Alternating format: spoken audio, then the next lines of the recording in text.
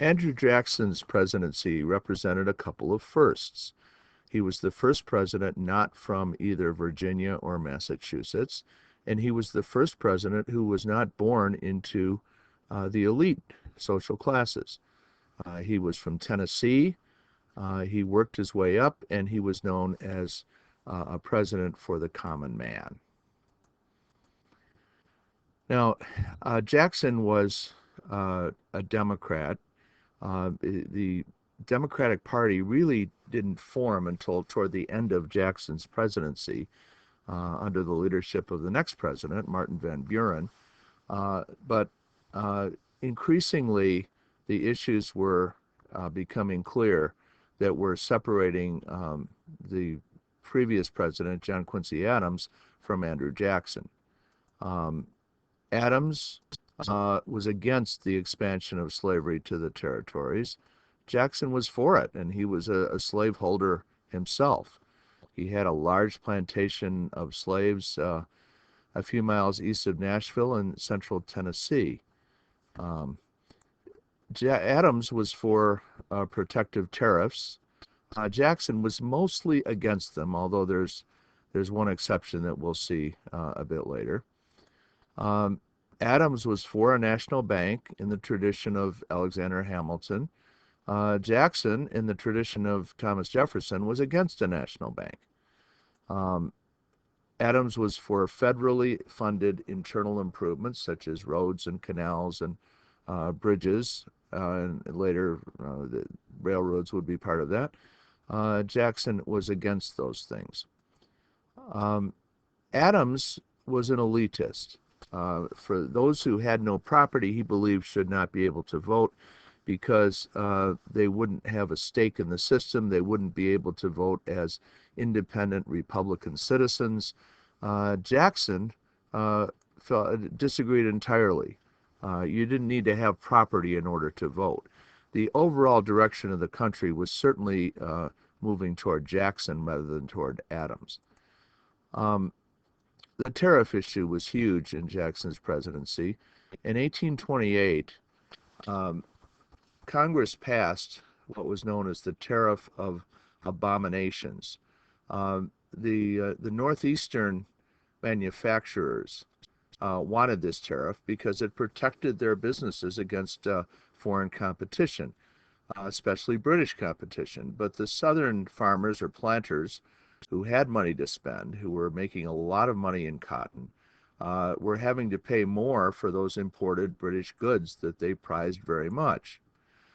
Now, in South Carolina, there was a political figure by the name of John C. Calhoun, who was a strong defender of states' rights, um, the right of an individual state to uh, make decisions in place of the federal government. He also was Andrew Jackson's vice presidential running mate in 1828, and he was elected vice president. The nullification controversy, which we're going to get into, certainly had a big effect on Calhoun. He resigned um, from the vice presidency because he disagreed with his president, Andrew Jackson. Um, this is Calhoun as a young man. He aged considerably, as you can see in that photo. Um, Calhoun believed in state sovereignty, the idea that um, a state had the highest authority. I think most constitutional scholars would say, was contrary to the U.S. Constitution, and that's where the problem came. Uh, Jackson uh, refused to allow South Carolina to nullify the what they call the Tariff of Abominations. South Carolina wanted to say, we don't have to abide by this. We don't have to charge this tariff. We can simply refuse to agree with this. And Jackson, although he generally favored lower tariffs, also defended the power of the federal government. And he encouraged Congress to pass something called the Force Act in 1833, which gave Congress the right to send military force in to any state that disobeyed federal law. There was finally a compromise tariff engineered by Henry Clay that diffused the crisis. The whole issue of states' rights and nullification would come back as the nation approached the Civil War. Now, one of the features of Jackson's presidency was that he was extremely hostile to Native Americans. He had made a name fighting them in Florida and Georgia, and as president, he pushed the Indian Removal Act through Congress. The goal here was to remove Indians to land west of the Mississippi River, land that had been acquired through the Louisiana Purchase. Now, there were 5 tribes east of the Mississippi in the southwestern United States, areas like Georgia, North Carolina, Alabama, part of Tennessee, etc., that very much protested the Indian Removal Act. They were led by the Cherokees. The Cherokees were very Americanized. They practiced farming. They were Christians. They went to school. They were literate. They published newspapers. This didn't matter to white Georgians who simply wanted them out.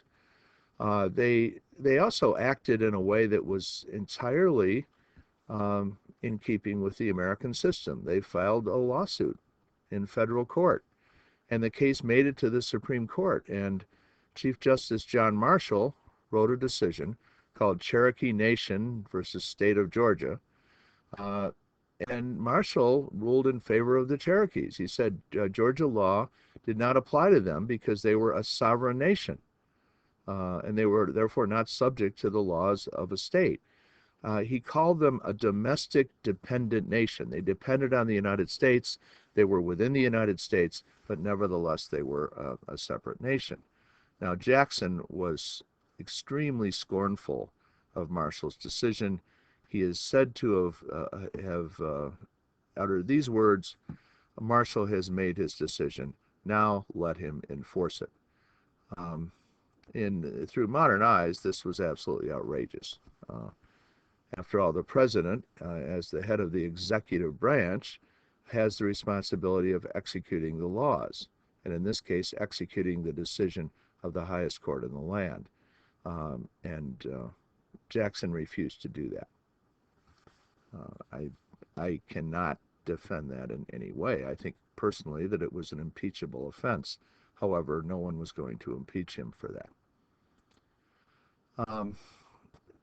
The Cherokees and others were eventually forced to travel to the Indian Territory. Much of this travel was on foot in the event that is now known as the Trail of Tears. The Indian Territory is a part of present-day Oklahoma. This was actually carried out mainly under Jackson's successor, Martin Van Buren, and it's one of the saddest chapters in American history. There are videos on the Moodle site that you need to watch about this.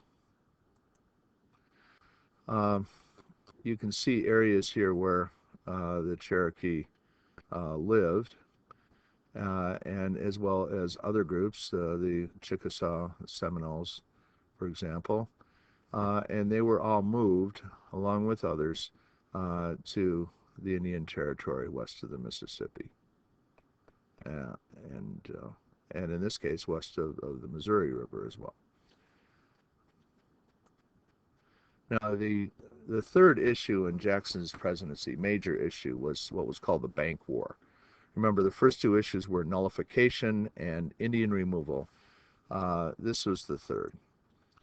The charter of the Bank of the United States was due to expire in 1836.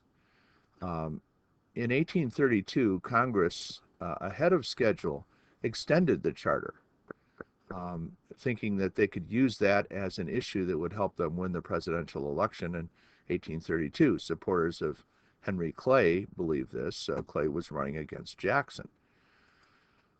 Jackson vetoed the extension of the charter.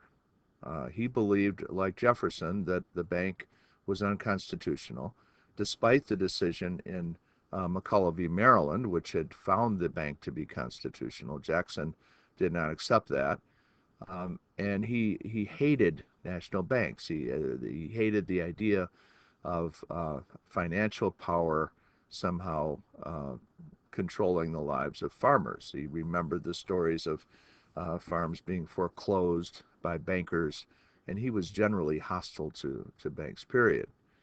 Um, this reflected a split between the northeastern manufacturers, the money interests, and the rural areas, the farmers.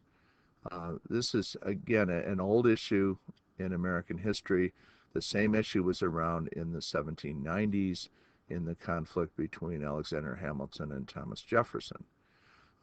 Today, you see that kind of split reflected in the gap between Wall Street and Main Street. Wall Street being the financial capital of the country, the major investment banks, the stock market, and Main Street being the average business owner. Now, Jackson outsmarted his opponents.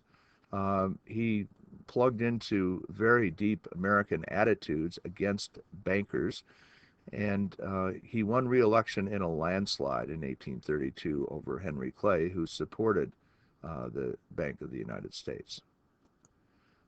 He then tried to capitalize on his victory by speeding up the demise, the end of the bank. He withdrew federal money from the Bank of the United States and put it in state banks. And Jackson's critics called them pet banks. They were banks that he adopted to hold money in his efforts to bring down the Bank of the United States. This is a cartoon highly critical of Jackson. It captures a sense of the atmosphere of the time. He is being presented as a king, which is very ironic because he was seen by his supporters as the president of the common man. And it was Adams who was seen as an elitist. So a good way in America to make your political opponents look bad is to compare them to monarchs, because monarchy has never been very popular in America.